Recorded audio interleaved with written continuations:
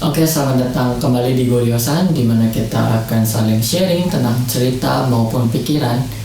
Ya, pada minggu ini kita akan melanjutkan konten Mari Bercerita kita di episode ke-6. Ya, tanpa berlama-lama lagi, mari kita mulai konten Mari Bercerita kita.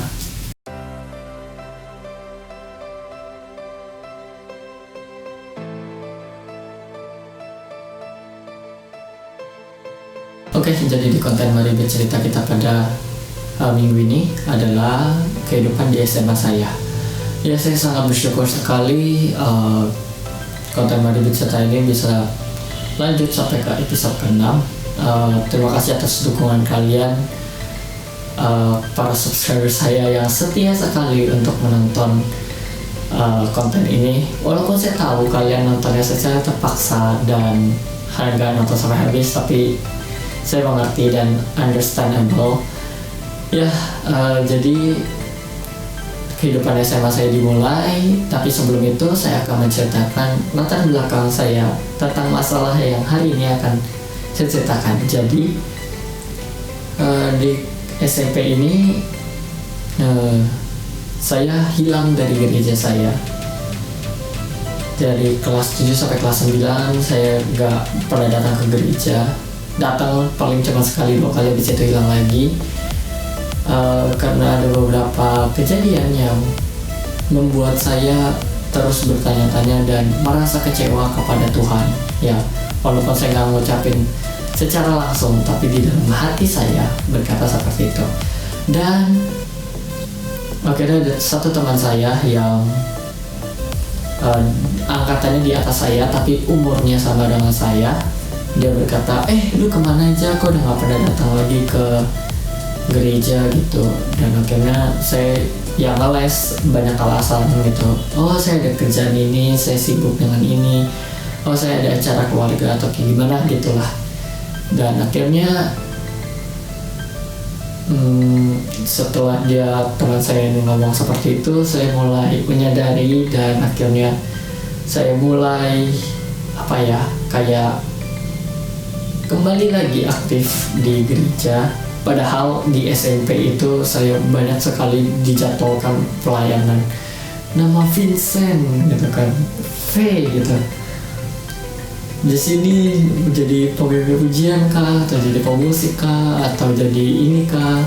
Tapi saya nggak pernah datang. Dan akhirnya pada saat SMA itu saya mulai berkomitmen untuk kembali lagi ke gereja. Dan walaupun pada saat pertama kali saya balik itu ya, saya ada rasa malu, minder dan lainnya, tapi ya saya sangat bersyukur sekali sih. Maksudnya setelah kejadian itu saya mulai aktif dan akhirnya di kehidupan SMA saya dimulai dan kelas 10 pun dimulai. Setelah itu saya akhirnya keluar dari grup Kataos tersebut. Akhirnya saya hengkang karena ada suatu kejadian yang membuat saya cekcok dengan satu orang tersebut, dan akhirnya saya pisah. Dan akhirnya saya tidak memiliki teman lagi. Sedih banget ya. Ya, akhirnya saya nggak punya teman lagi. Akhirnya ya begitu. Akhirnya saya kelas 10 merombak pertemanan saya, dan akhirnya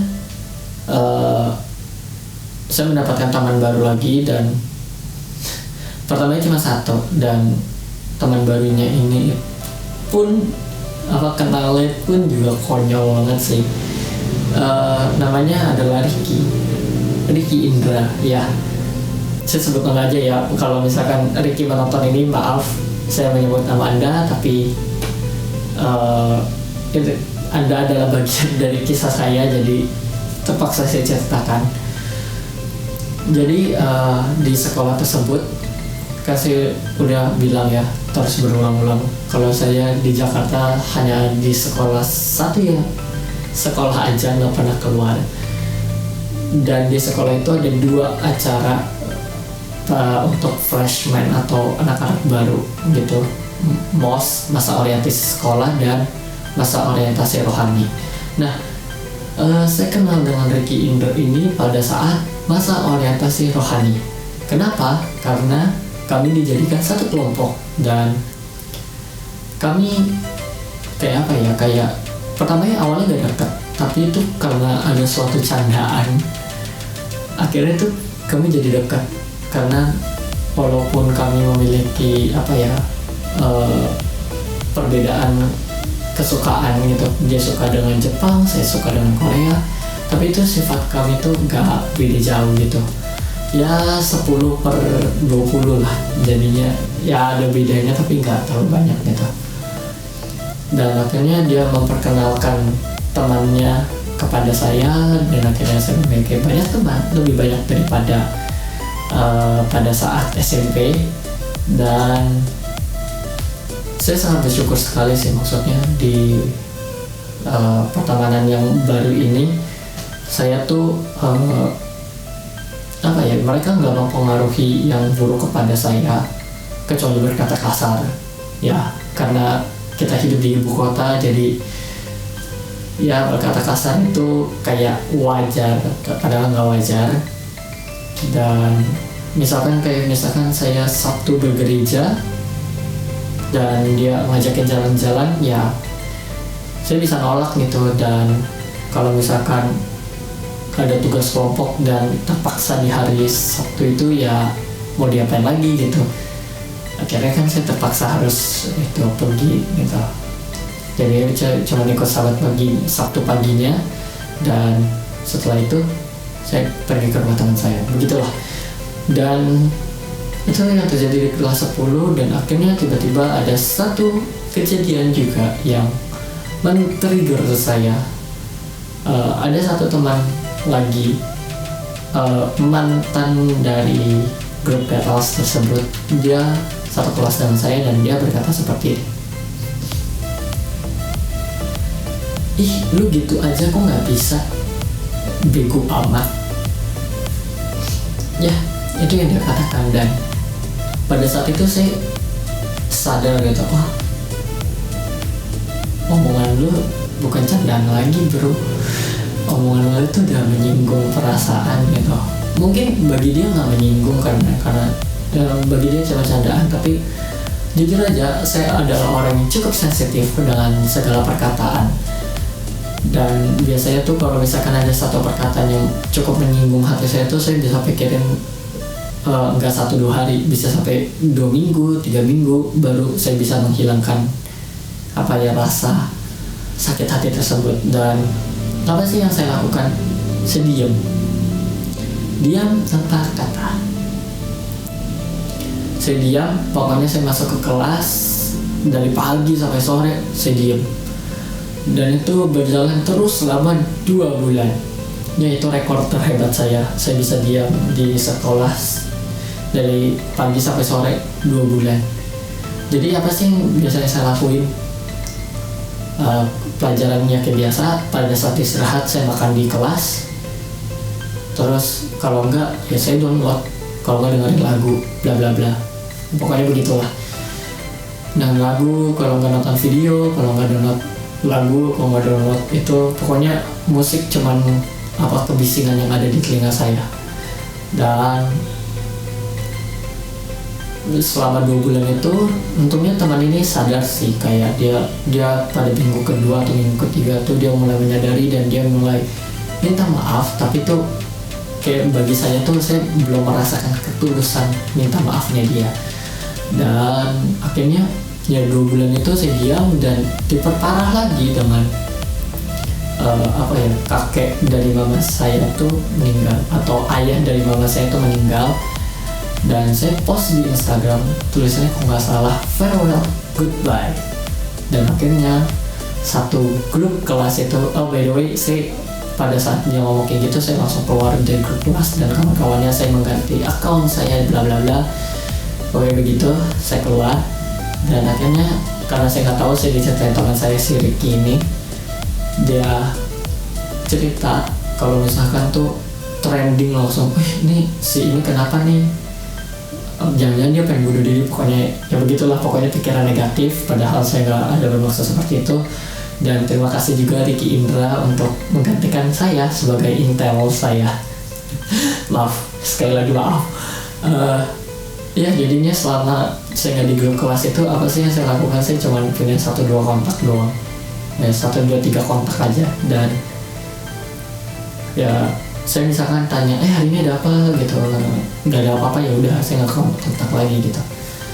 Dan sampai wali kelas saya memanggil saya dan berbicara empat mata sampai saya mencucurkan air mata.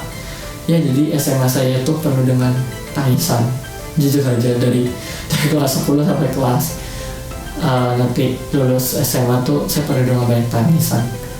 Entah itu nanti ada kejadian yang benar-benar menyedihkan kah atau kayak gimana, ya pokoknya nanti diceritakan. Dan akhirnya ya saya ngomong aja langsung keterbukaan saya kepada wali kelas itu, karena jujur aja saya lebih percaya kepada wali kelas daripada teman-teman saya yang saya bilang rada brengsek dan rada nyebelin juga. Dan ya seperti itulah. Dan akhirnya wali kelas saya suruh saya untuk bicara di depan kelas, dan saya ngomong belak-belakan, dan semuanya hanya ada yang beberapa tuh kayak nggak peduli. Ada yang pertama tuh nunduk, terus ada yang kedua tuh kayak yang ketiga dia kayak bilang, dia dari raut mukanya ya, udah lah lu ngapain sih, bullshit dong, ada yang kayak gitu. Dan ya begitulah akhirnya sampai teman perempuan dari teman laki saya yang dia minta maaf tadi itu sampai minta maaf ke saya, padahal dia nggak ada salah dengan saya. Ya pokoknya seperti itu. Dan kelas 10 saya berjalan seperti itu, dan ya akhirnya selesai gitu, kelas 10 saya selesai ya. Dan cukup aja sampai di sini dulu untuk kelas 10 atau kehidupan di SMA saya. Tapi ada kemungkinan akan lanjut ke kelas 11 maupun kelas 12 maupun sampai kuliah, tapi saya masih belum tahu. Dan apa sih yang bisa saya pelajari dari kejadian ini? Yang pertama tuh mulut model harimau. Jadi tolong sekali kalau kalian punya teman yang orangnya cukup sensitif dengan perkataan atau tindakan kalian, tolong dipikirkan 2 kali atau 3 kali atau 4 kali, karena kita tidak tahu itu akan menyinggung dia atau enggak. Ya, jadi sampai di sini konten mari bercerita kita. Cukup singkat, tapi kemungkinan bisa jadi ini adalah video terakhir. Saya nggak tahu apakah ini akan menjadi video terakhir saya. Kita lihat aja nanti. Ya jadinya terima kasih bagi kalian yang sudah menemani saya selama liburan ini, dan sudah menonton video-video saya dan mensupport video-video saya. Saya sangat berterima kasih sebesar-besarnya. Tanpa kalian saya nggak bisa sampai di sini, walaupun cuma punya 22 subscriber, tapi ya saya sangat berterima kasih kepada 22 orang dan orang yang belum mensubscribe saya. Saya sangat berterima kasih karena kalian telah menonton video saya.